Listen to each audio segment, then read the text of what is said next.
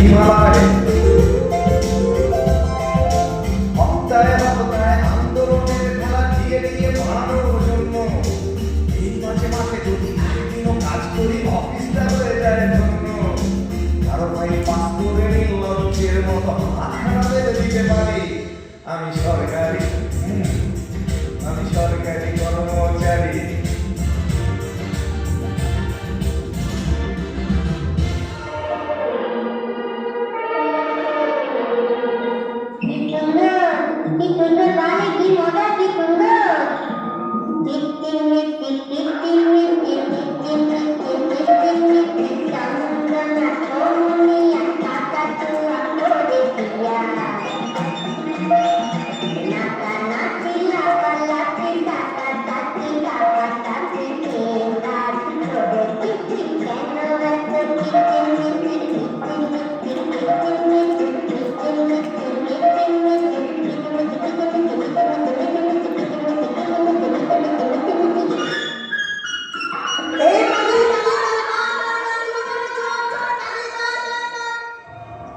হঠাৎ চোখ পড়ল অর্ঘ্যর একজন মহিলা বসে আছেন রাস্তায়, গায়ে তার নোংরা জামা, এলোমেলো চুল, রাস্তায় লোকে পাগল পাগল বলে তাকে ঢিল ছুটে মারছে।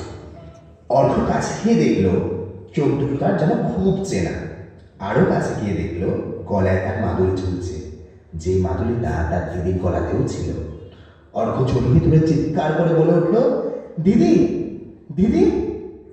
মহিলাটি তাকে ধাক্কা দিয়ে সরিয়ে বলল,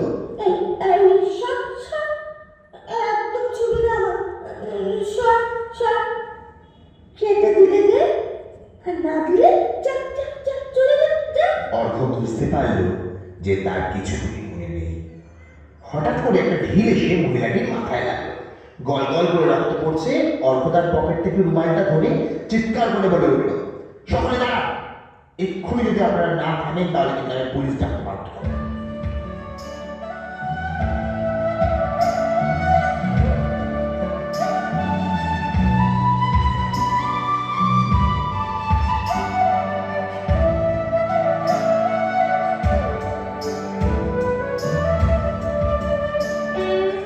দিদি দিদি তুই ঠিক আছিস? দিদি আমাকে চিনতে পারছিস? দেখ দিদি, আমি তোর ভাই রে, অর্ঘ্য দিদি। চিনতে পারছিস আমাকে তুই? দেখ, ভালো করে দেখ দিদি।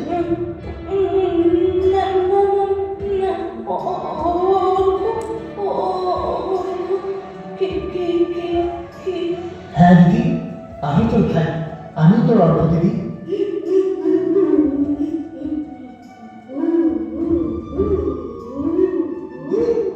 দিদি তুই একদিন কোথায় ছিলি দিদি? তোকে আমরা কত খুঁজেছি তুই জানিস? কত খুঁজেছি তোকে।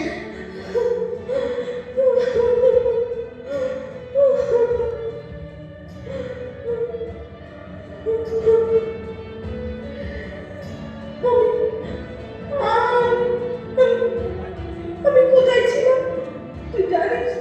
জানিস ভাই কি হয়েছিল আমার সাথে? আমাকে ওরা তুলে নিয়ে গিয়েছে।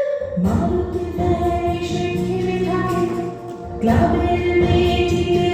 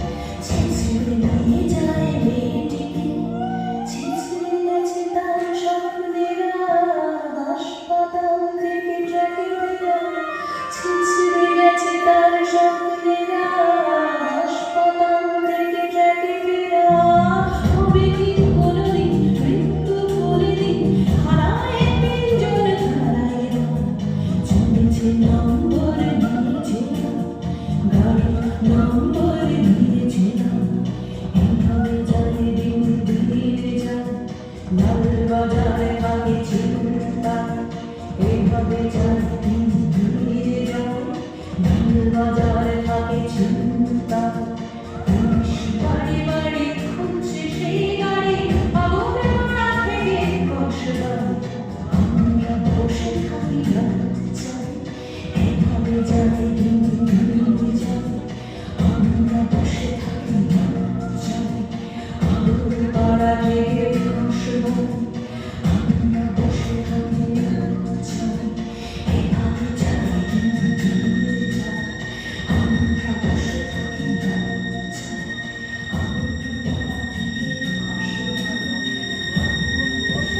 কিছুর মধ্যে দিয়ে যাওয়ার পরে সেখান থেকে কোনোভাবে সে পালিয়ে বাঁচার চেষ্টা করে আর বাঁচতে গিয়ে পরে একদম ঘটনার মুখে। তারপর তার আর কিচ্ছু মনে নেই। অর্ঘ তাকে জড়িয়ে ধরে বলল, তোর আর কোনো চিন্তা নেই দিদি, তোর ভাই এসে গেছে, এবার থেকে তোর সব দায়িত্ব আমার। ভাই, আমার ভাই। হ্যাঁ দিদি, এই তো আমি চলে এসেছি, চল নিজের বাড়ি ফিরে চল, মা বাবাও তোর অপেক্ষায় আছে, তারাও যে খুব আনন্দ পাবে তোকে দেখলে। এবার থেকে আমরা আবার একসাথে আনন্দ করে বাঁচবো। চল দিদি, বাড়ি।